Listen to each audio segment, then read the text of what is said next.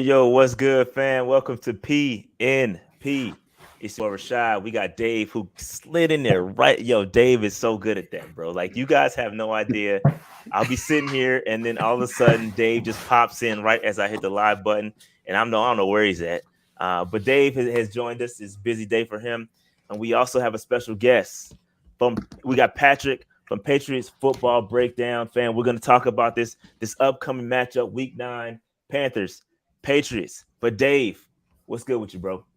Good. What's up, man? I did some recruiting today for my job, so it's been a long day to say the least, but I'm here. All right. I'm here. Right on, man. Nice. All right. So Patrick, because Patrick told me something interesting before we got on. He told me he lives in Myrtle Beach. Okay. That's wild. I told Dave, I was like, fam, all right. This is interesting because Dave lives in Rhode Island. So we're doing a little switcheroo. So I got to ask, Patrick, you, brother, how did you become a Patriots fan? Well, I first got into watching football around like 2005. I wasn't really into sports whatsoever, but kind of as I got into high school and things like that, I just kind of gravitated into a new interest, just all sports basically.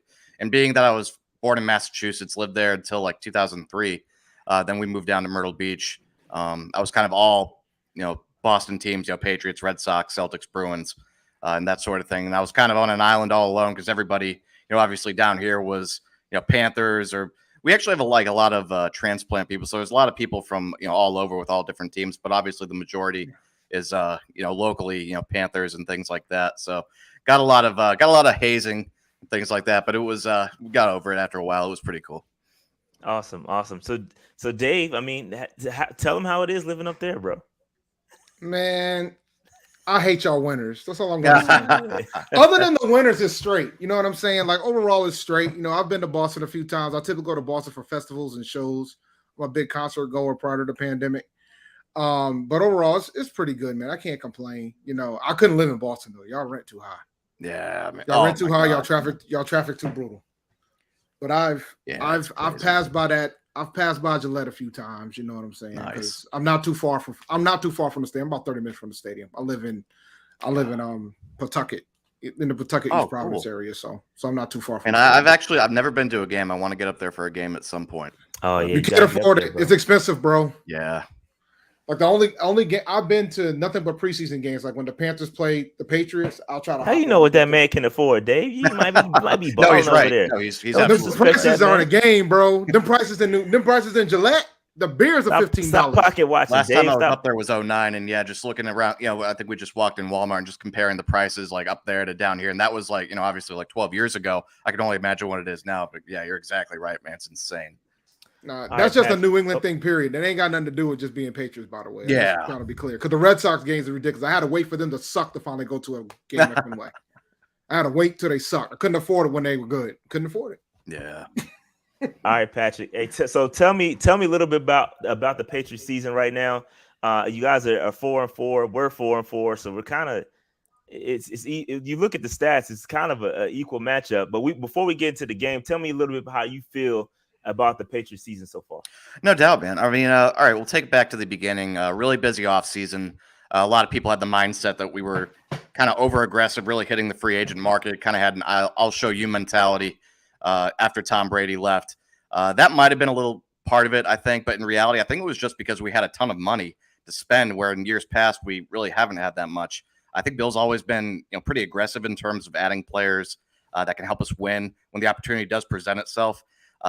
It looked like a really good haul for us so far. Matt Judon, somebody that I didn't even think we were really involved with in free agency. He's turned out to be the best signing of the bunch so far. 8 sacks, 4th in the NFL so far. He's been probably our best overall defensive player. The tight ends kind of started off slow, but they've been getting more involved as of late, more so Hunter Henry than Jonnu Smith. He had some struggles early, particularly against New Orleans, had a pretty bad game, but he's bounced back. Nelson Aguilar, Kendrick Bourne, they've been nice additions. Nothing really earth-shattering in the receiving core, but what we've asked for them to do, they've done it very well. Then there was the quarterback controversy in the preseason. Cam Newton, Mac Jones. There was actually a groundswell of fans who thought Cam really, kind of got the short end of the stick, that he would have had us in a better position to win this season.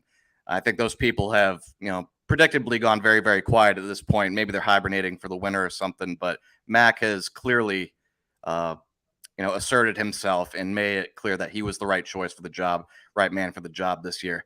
I know we'll talk about Cam a little bit as we go on, but I just think, he was never really a great fit for this offense.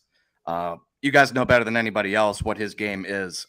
Just as a casual observer throughout the years, I never really viewed Cam as really a rhythm passer. McDaniel's offense has never really been a very vertical offense outside of maybe 2007. It's kind of always been reliant on the power run game, play action off of that, short to intermediate passes with a lot of option routes. Both the receiver and the quarterback reading the coverage mid-play, having to be on the same page. If Cam had been in the system his whole career, I think he would have gotten the hang of it. He's just naturally talented enough to have done that. But at this point in his career, I think it was just kind of a bridge too far to expect him to pick it up in that short of a span, especially, like I said, at his age, at the, maybe starting to diminish a little bit physically. But yeah, that's pretty much where the quarterback controversy landed us. A lot of people were not too thrilled that Mac won the job coming out of camp, but he's been very good. He's been a bright spot. Honestly, early in the season, he was really under siege. The pass protection was pretty poor. He was getting hit a whole lot, and I think he played admirably even for a rookie early in the season. Like you said, sitting at 4-4 on the year. It's been kind of a roller coaster ride. 3 of the 4 losses have been by a combined 9 points. The week 1 loss to Miami was a killer because we really had it in our hip pocket at the end of the game. But Damian Harris lost a fumble, and we weren't able to get off the field. When we knew Miami was just running the ball to kill the clock, we had a couple third down opportunities late in that game.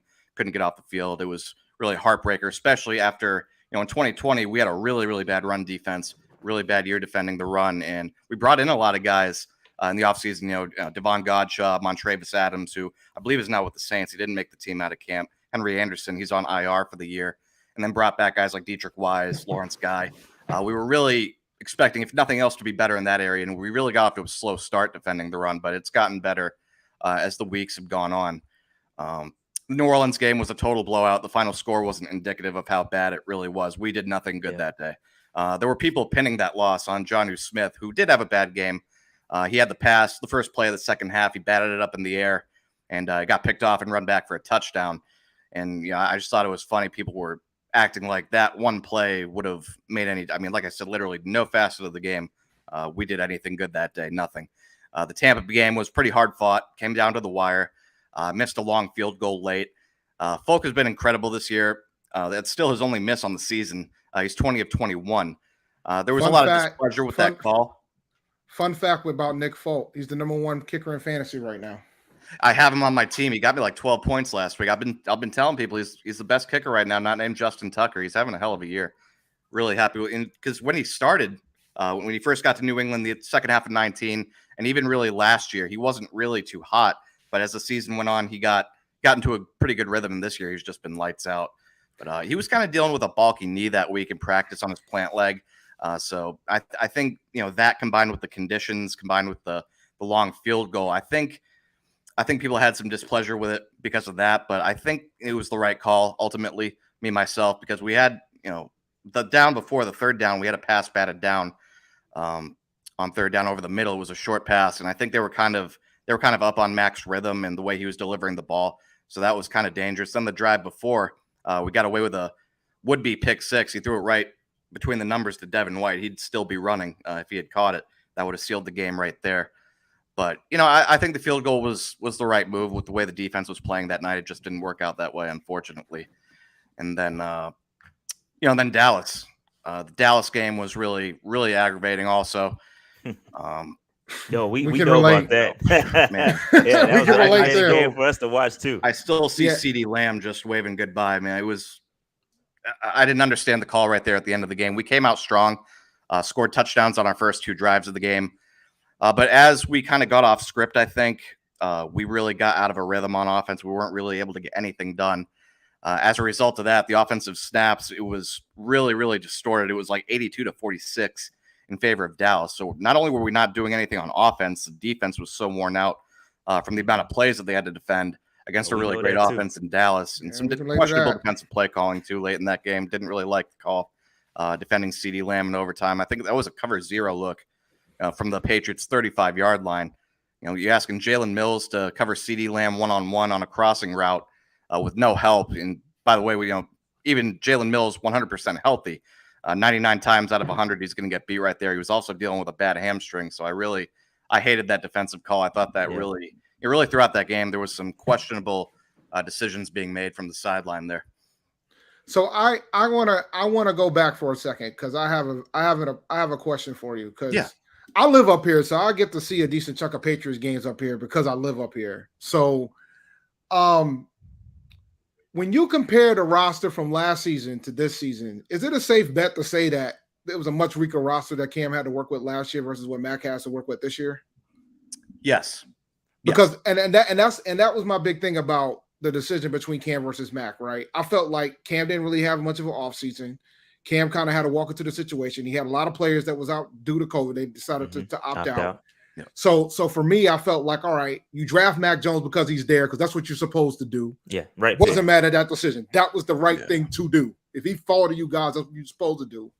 But I felt like Cam should have had an opportunity, because I think Cam would have probably gotten y'all further down the line. And to further on that question, do you think the vaccine has something to do with it?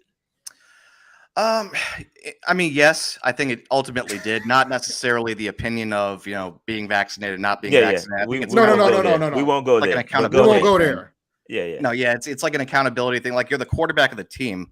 You got to be able to be there, be accountable at all times. Like, if you're not necessarily in that position where you could all of a sudden just be out because of the virus, whatever, something comes up, that's not really.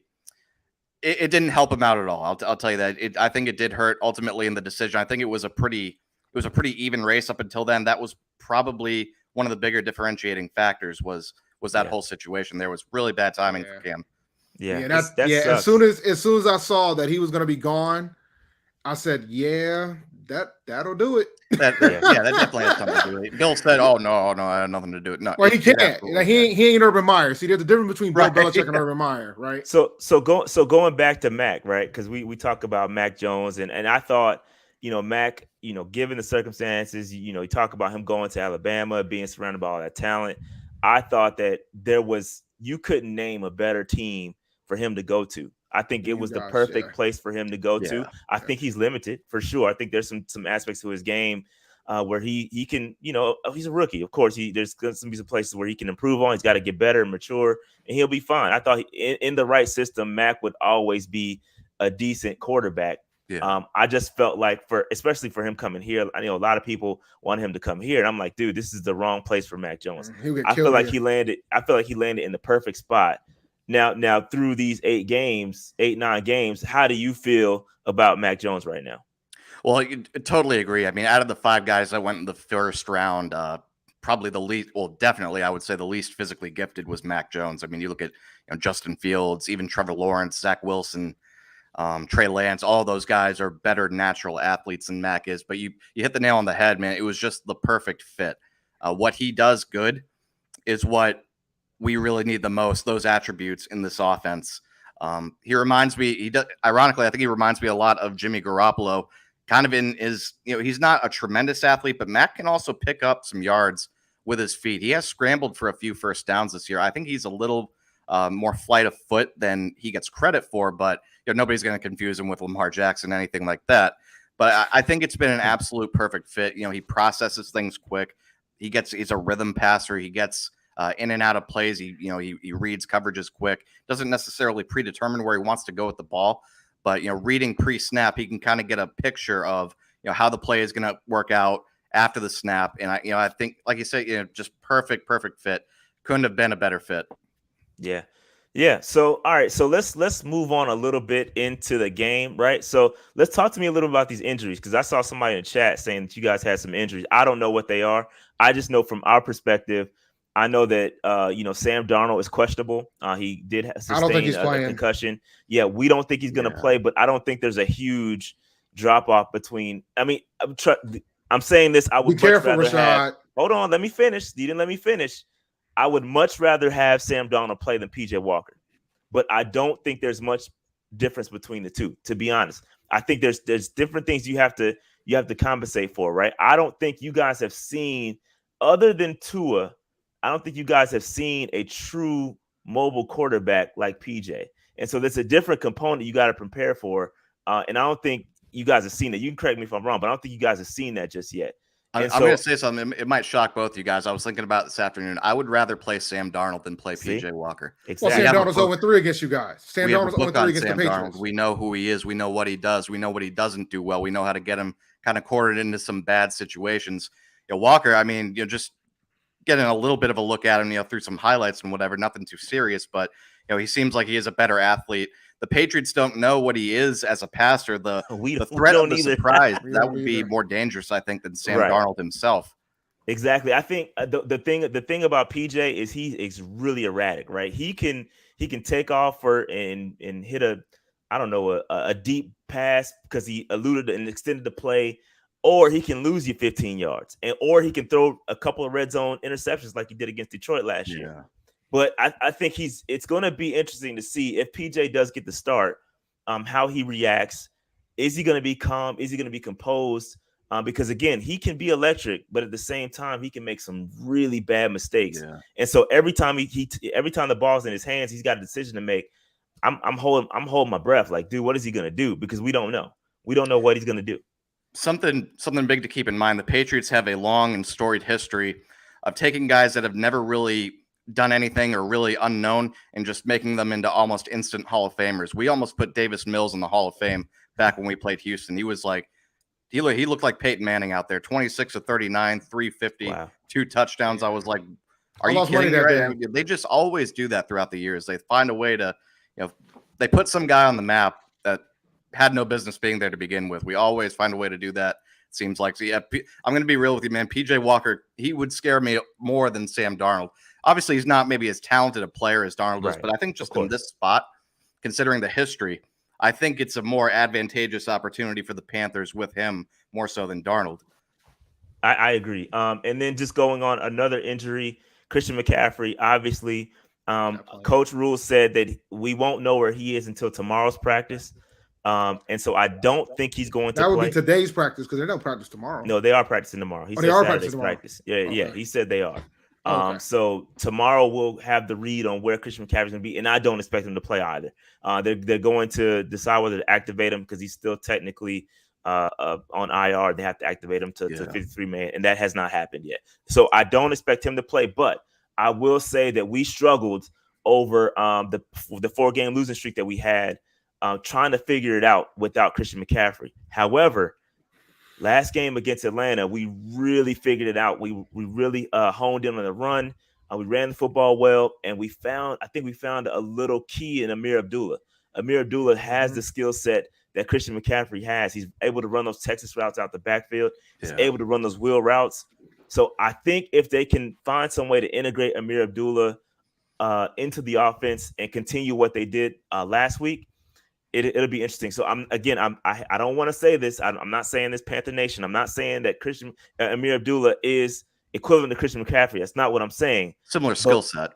Exactly. The skill set is replaced, and I think you can have a productive offense with Amir Abdullah and the rest of the running backs combined, right? Chuba Hubbard, very good running back. Royce Freeman, also another good running back. And we ran the ball extremely well. Ran it 47 times last week for 200 plus against Atlanta. Not to say it's going to happen against the Patriots, but I'm just saying that that's the game plan was, and it worked. Well, I'll say this too about our defense, especially defending running backs that are athletic, that are kind of dual purpose and catch the ball out of the backfield. Our linebackers are very slow.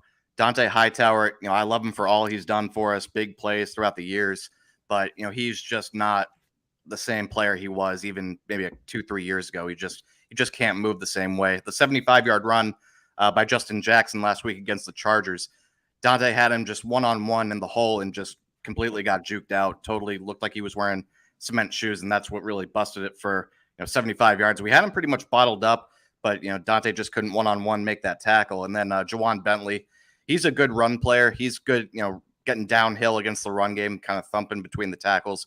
You get him out in coverage, though, it's a mismatch. Almost anybody he's covering. He's looked silly quite a few times when he's been out in coverage this year. Bill's still got this image of what he wants out of a linebacker, like it's like it's still the 90s and he's still at the Giants. Like there's like Pepper Johnson and Harry Carson, like those guys, it's not the same game anymore. I mean, he's kind of we're kind of trying to shift to more athletic linebackers just because of the way the league is going.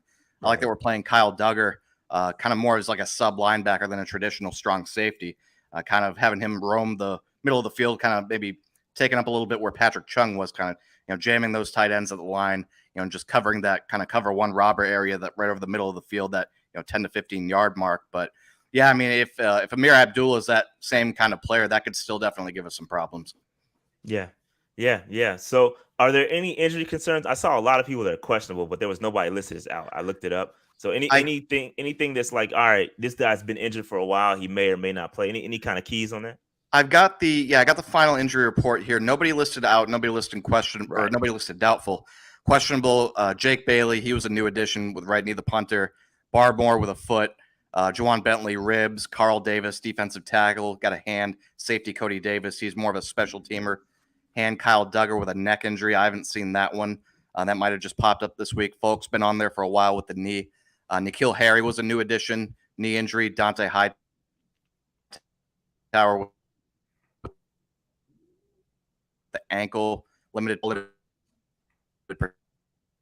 participant.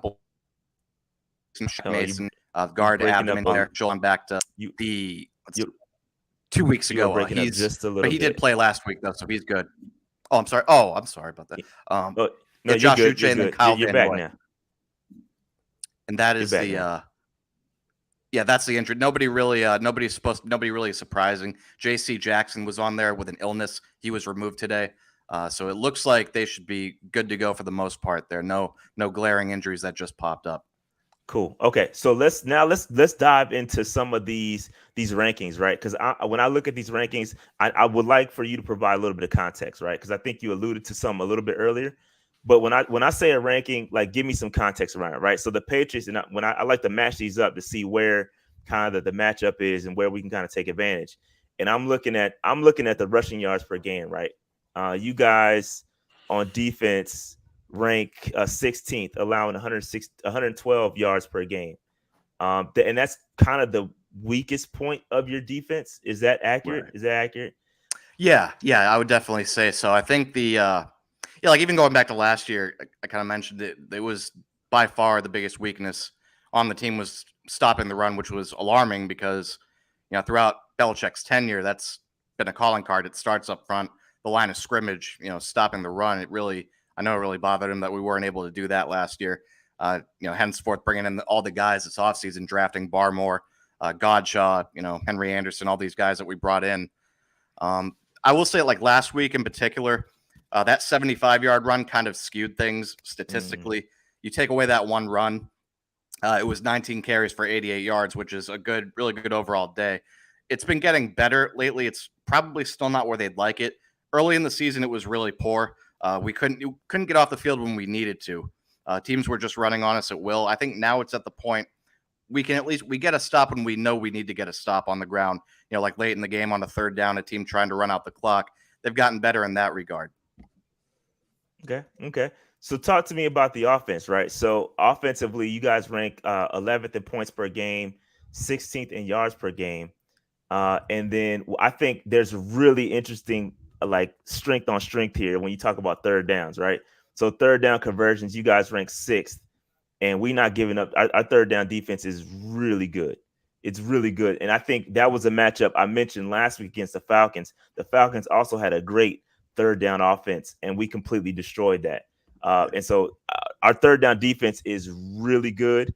And so I'm hoping that continues this week. So talk to me a little bit about the offense. Where is the strong point in that offense, in the Patriots? Yeah, that's going to be huge. I mean, I was thinking a little bit earlier about some of the matchups, what's going to be important. I was thinking, the offensive line, blocking your guys front. You guys got a really good young defensive front, guys like Derek Brown, Brian Burns. You guys got some young guys that can get after the passer. And if you got a really strong third down defense, that's going to be something that could potentially give us issues because we're a team that needs to stay on schedule. We'd like to rely on the power run game, like to run between the tackles, Damian Harris, kind of play action off of that. We certainly don't want to be an offense that's reliant on Mac dropping back 40 times a game, 45 times a game. We What is that? absolutely Sound want to stay familiar? on schedule with the run game to create kind of shorter third downs. If we're not able to win on those early downs, like you said, you guys having that strong third down defense, that could definitely be problematic. Yeah, no, and you know what? You took that is the Panthers game plan right there. Exactly what you said. Ball control. We want to run the football, extend those plays on offense, and I have some real concerns about our offense against your defense because it's not your defense isn't statistically it's not great, but our offense is not good. Like we're below average offense, and it clicked last week, but I have concerns on whether they can do it again. And is again, I said it after we beat the Falcons. Yesterday's game plan is not today's game plan. You can't, Right. You're not going to be able to do the same things that you did against Atlanta. This run defense is way better than what we played in Atlanta. Atlanta had like the 28th ranked rush defense, and against the Patriots, it's going to be much improved. So I have some concerns on whether we can whether we can move the ball, whether we can keep, like you said, extending those drives and keep the offense on the field and then give the defense a rest. It's the same game plan. It almost sounds like you should take the under if you're a betting man on this game because we have very similar game plans. Definitely. Very similar game plans. Yeah, I mean, just looking at the matchup throughout history, and obviously, roster compositions are different throughout the years, but every time the Panthers and Patriots get together, I think outside of like 2002, every game has been decided by like 10 points or less. It's always a close physical game. Like the two franchises, they hang their hats on physical football, running the football, and ball control, things like that, discipline. I think it's really kind of a mirror of one another. It's a very even matchup. That's why it's so interesting. The Panthers are, they're honestly, I'm not just trying to be a diplomat here. It's a team that, I think as a Patriots fan, I have a lot of respect for because they do a lot of the same things that we do. And like I said, physicality, smart football, tough football. It's going to be a really, really tight matchup. It's pretty much going to come down to execution in the fourth quarter. That that third down area, who wins that matchup? Those are two things that are probably going to be the most crucial. You're absolutely right. Absolutely right. And again, historically, I think we've only lost since the Super Bowl loss back in 2004. We've only lost to the Patriots one time. And that was in 2009. We 3 out of the last 4 you guys have won. Yep. So 2005, we beat the Patriots. 2013, and then in 2017, we beat the Patriots. Again, different coaching staffs. That was under Ron Rivera. So much different. I'm not going to say that correlates to what's going to happen on Sunday. But it's interesting. And another interesting stat is that the Patriots are 4-0 on the road. That's really, really intriguing. However, down this year. However, let me say this: Bank of America could end up being a home game for you guys. So I wouldn't count that as a road victory because you might fill up the stadium with Patriots fans because that's typically what happens when home teams come or when we play at home. Last week out in Los Angeles at SoFi, I mean, they were saying that the ticket spreads, the dispersion was like 2/3 Patriots fans in the stadium that day. That shocked me. I was like, wow, they just built that, $1 billion stadium out there and they're not even filling it halfway. That's pretty crazy. But yeah, man, I mean 1-4 at home this year and then undefeated on the road. It's really, it's upside down totally. I mean, I guess it's good because we've proven that, we can win games on the road away from home. But at the same time, we're not defending our own house. So it's, been pretty upside down. It'll probably balance out kind of in both areas, probably come a little bit closer back to the mean. It's, the crowd's definitely going to play a factor. You guys typically have a pretty loud stadium. Yeah, we'll see. We'll see, man. So give me one final thought. The Patriots win this game if they don't turn the ball over, don't have killer penalties like they had early in the season, gotten a little bit better in that regard. As the season has gone on, ball security has been, a pretty big issue early on. I think it's something that's still kind of biting them at times. Kendrick Bourne lost a fumble last week, and that was 2 plays after a Damian Harris touchdown run was taken off the board by a Justin Herron hold. If they just play smart football, don't shoot themselves in the foot, execute in the fourth quarter, I think we have a chance to get a win. I mean, it's going to be a close game. I see maybe like something like 24-20. But it wouldn't shock me either way, man. It really wouldn't.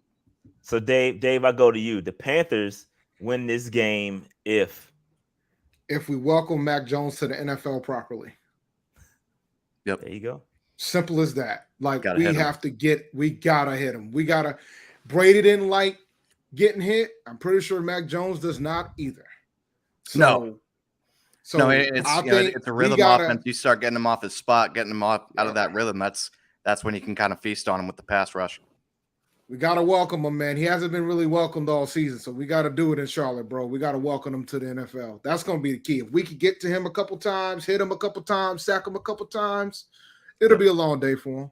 Yeah, and one thing we didn't discuss, I mean, we talked about our defense, but one thing we didn't discuss was Stephon Gilmore, right? Former Patriot. He's now with the Panthers. Did have a pick against the Falcons. This guy is something special, man. I know you can speak to him, but this guy is, I don't know how he feels in regards to the Patriots, but I think that he adds something to this defense. This defense is really, our defense is really good. Like, let me say this. Our defense is underrated, and it's really good. Like, the pass rush is crazy. Even between the tackles, they're really good. We can be run on at times, but I will say that after it kind of held true because Shaq Thompson was out. Shaq Thompson is back in, and this defense is on a whole nother level right now. This defense is playing really well, and I think if we can create a couple of turnovers, again, like Dave said, get after Mac Jones, get him off his spot, and then hopefully Stephon Gilmore gets a couple picks. That would be great. But our defense is good. Even our other cornerbacks, C.J. Henderson, Dante Jackson, they're good cornerbacks. Jeremy Chin at safety. This is a really good, well-rounded defense. I think we're really going to challenge Mac. I don't think he's seen anything like this. They're really athletic, really super athletic. Is J.C. Horn back yet, or is he still out? No, he's out, but he's out. But Stephon Gilmore's still there. C.J. Henderson still getting his feet under him. And then Dante Jackson also is great. They're good. Their secondary is really good. It's really good. I mean, I was asking because I was thinking about them. You know, when you guys are at full strength, it's like you said, loaded. I mean, Jeremy Chin, Stephon Gilmore. You know, J.C. Horn was having a really good season there before he had that broken foot injury. Yeah, I mean, up front, guys like Derek Brown, Brian Burns. There's a lot of good young talent on that Panthers defense. You guys got a really nice young defense there, no doubt. For sure. Dave, give me a final prediction before we get up out of here. It's gonna be a low scoring game. I'm thinking like we're gonna win. I really think we're gonna win this game, man. 17-14 Carolina. It's gonna be short. It's gonna be really low. Oh, you had to say 17-14, didn't you? That Super Bowl 42 score when we lost to the Giants. I'm here to help. You got plenty of Super Bowls. 32-29. Like I'm not here for that. You got plenty of Super Bowls, man. We don't have one yet, so we hopefully we'll have a chance to cry about a score one day.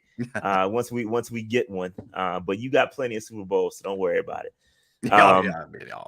So for me, I think that the Panthers, this is most certainly a winnable game. I think both teams are playing good football right now. I think that we can win this game. I think it's going to be a defensive game on both sides. And I think whatever defense makes that play, that interception, that turnover in the critical moment, I think that's what's going to change this game. I think the Panthers do it. And I'm going to go like Dave, low scoring game. I'm going to, instead of 20-14, I'm going to say 20-17. I think it's still going to be 3. Did you say 17? Oh, 17-14, excuse me. Yeah. So I'm going to go 20-17, excuse me. Panthers, 2017 Panthers. Yeah, it's going to be close, man. It's going to be a close game no matter what. One possession probably, execute, is it going to be the turnover that turns the game? Whoever makes the least mistakes executes in the fourth quarter, man, no doubt. 100%. All right, Patrick, man. Hey, let the people know where they can find your stuff because you do a good job. I was watching your All-22 stuff. You do a good job. Very, very intelligent when it comes to X's and O's. So if you have anything, go over there. It's good stuff. And I'm pretty sure you're going to do All-22 breakdown after this game, correct? Yes. So if you want to see the Panthers and his opinion on the Panthers, I think it'd be a good watch for you. But go ahead and let the people know where they can find your stuff. Appreciate that, man. I mean, obviously, Patriots Football Breakdown on YouTube. Just check out any of the video descriptions over on Twitter, Patriots FB 3412, Patriots_football_breakdown over on Instagram. A little more active on Twitter than I am on Instagram. Check those out. Hey, guys, like I said, really appreciate you guys reaching out and having me on today. It was really fun. Definitely like to do it again sometime, man. You guys are fun to talk to about the game. You guys know what you're talking about. Good stuff. Appreciate good channel that you guys got going on here. Really cool, man. Really enjoyed it. Absolutely, man. Appreciate that. Real quick, I want to shout out to Patriots Global as well. We were trying to get Patriots Global on this channel. Unfortunately, he was feeling under the weather and could not join us. So I do want to give him a shout out. I think he's going to ask us to come on his channel after our post game. So we will link up with Patriots Global. Real cool dude. In fact, we saw him on our our YouTuber mock draft. He was featured on that. So, and I think he actually picked Mac Jones, if I'm not mistaken, too. So he was right on, spot on with the pick. So shout out to Patriots Global, real good guy. Yeah, he's cool to me. Yeah, like Mondays, usually Mondays around 5:00, I go on with him. We talk about the previous week's game. So yeah, maybe all four of us get together Monday or whatever. You know, we kind of collab there, talk about the game. That'd be cool. Absolutely, 100%. Well, make sure you guys hit that subscribe button, hit that like button, notification bell, all that good stuff. We're trying to get to 15,000 subscribers by the end of the year. So let's make that happen, please. Dave, you want to shout out Underdog Fantasy for the people? Absolutely, man. And now since we just told you guys it's going to be a defensive based game, now you can hop on Underdog Fantasy and do some of those pickups and get that under popping. Underdog Fantasy is the only place where you can win 20 times your money. And right now, if you deposit $100, they will also give you $100. But when you make that decision to do so, please use the code PNP. It really helps the channel. So go to underdogfantasy.com, sign up, use the code PNP, and they are doing a 100% deposit match to your first $100. You put in 100, they'll give you 100. You put in 50, they'll put in 50. So really good site. That's all I got. And they got other than NFL too. They got NBA. World Series just ended, but they got hockey. They got soccer. I'm trying to push them to get some MMA popping. You know, we got UFC 268 about to be in the building. They do golf. They got pickles for everything. Yeah, we got a good relationship with the good folk over at Underdog Fantasy, man. Good people. So support the channel by going over there. Use the code PNP. Help us out a lot. We appreciate that. All right. That being said, man, we're getting up out of here. We out. Keep pounding. Peace.